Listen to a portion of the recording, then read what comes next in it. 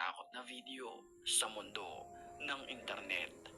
Paalala, bawal itong panoorin kung mag-isa ka, tsak, na hindi ka makakatulog ngayong gabi.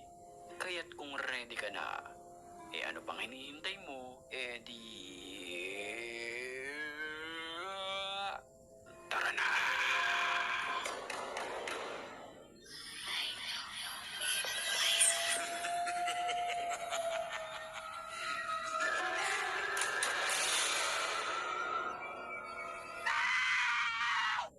Ano con el limón?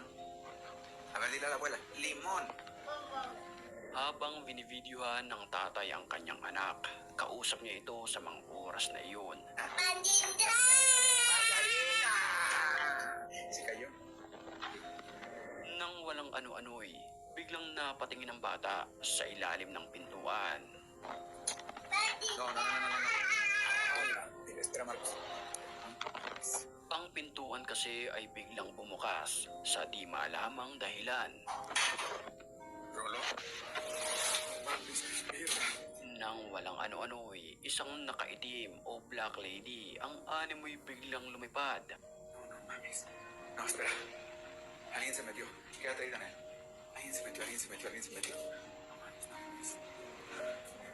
Makalipas ang ilang sandali ay binalikan niya ito sa labas, pero bigla itong naglaho ng parang bula.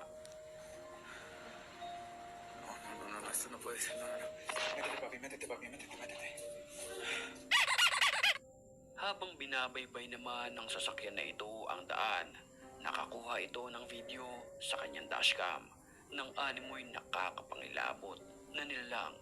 Pagmasdan nating maigi ang taas na bahagi ng videong ito, mapapansin natin sa puting bilog, animoy isang white lady ang nakalutang sa punong ito.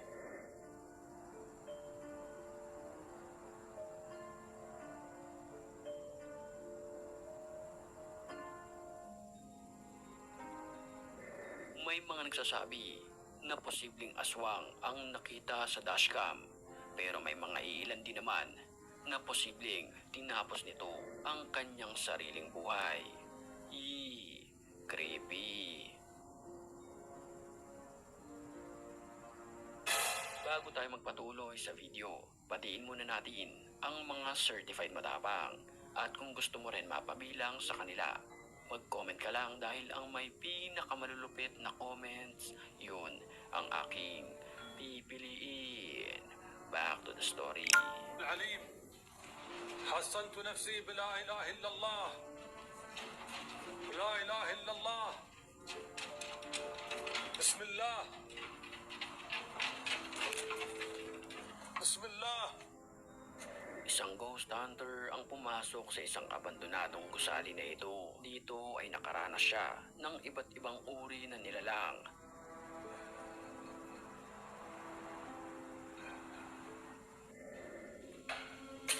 بسم الله الرحمن الرحيم.